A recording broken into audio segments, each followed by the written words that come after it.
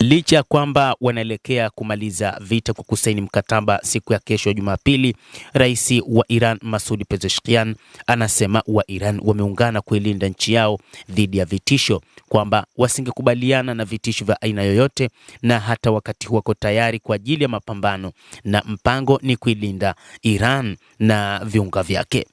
Rais huyo wa Iran Masoud Pezeshkian amesema kwamba moja kati ya mambo muhimu katika taifa hilo ni kwamba litalinda uhuru na mamlaka yake ya kitaifa licha kuongezeka kwa vitisho na mashinikizo.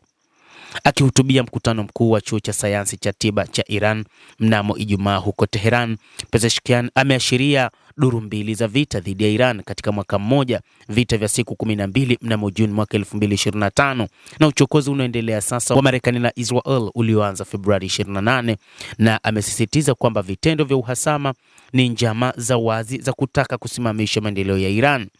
Licha ya mashinikizo na vitisho vyote, taifa la Iran litaendelea na uhuru wake, hadhi, ardhi na mamlaka yake ya kujitawala, anasema rais wa Iran Masoud Pezeshkian. Matamshi hayo yametolewa siku moja baada ya rais wa Marekani kutishia kuipiga vikali sana Iran usiku wa leo, kama alivyotangaza kupitia ukurasa wake wa Truth Social, na kuvamia kisiwa cha kimkakati cha Kharj nchini Iran kabla ya kurudi nyuma saa chache baadaye na kudai kwamba makubaliano kati ya Iran na Washington yanakaribia. Rais Pezeshkian amesisitiza kwamba umoja na mshikamano wa kitaifa ndio mtaji muhimu zaidi wa Iran katika mazingira ya sasa. Rais Masoud Pezeshkian kadhalika amesema kuwa umma umeonyesha nia yake thabiti ya kutetea maslahi ya taifa. Ametaja mikutano ya hadhara inayoendelea nyakati za usiku kote nchini Iran, akisema kwamba uwepo endelevu wa taifa katika medani na nyanja mbalimbali umezuia njama za maadui na kuvuruga mahesabu yao.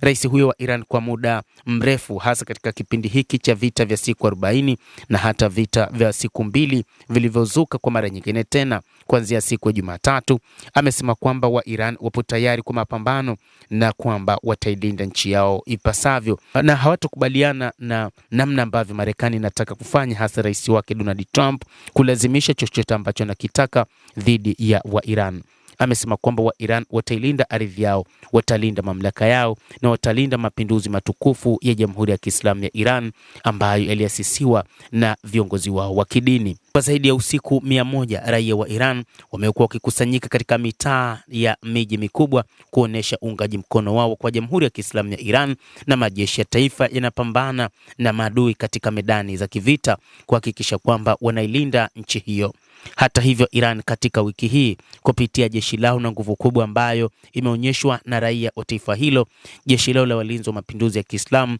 likishirikiana na jeshi la taifa la Jamhuri hiyo ya Kiislamu la Iran Artesh, pamoja na raia walitangaza mfululizo wa operesheni za kijeshi za kulipiza kisasi ambazo zimeratibiwa vema dhidi ya kambi za kijeshi za Marekani katika eneo la Asia Magharibi. Na katika taarifa zilizotolewa mapema mnamo Alhamisi, operesheni hizo zimeelezwa kuwa ni jibu dhidi ya uchokozi wa Marekani uliolenga maeneo mbalimbali hasa kusini mwa Iran. Na IRGC imesema kuwa kikosi chake cha anga na kile cha wanamaji vimetekeleza operesheni hiyo ya kulipiza kisasi katika mawimbi mawili tofauti, ikiwa ni pamoja na mashambulizi dhidi ya vituo vya ulinzi vya pwani vya IRGC, vitengo vya huduma, vituo vya usalama na eneo la uwanja wa ndege wa Bandar Abbas.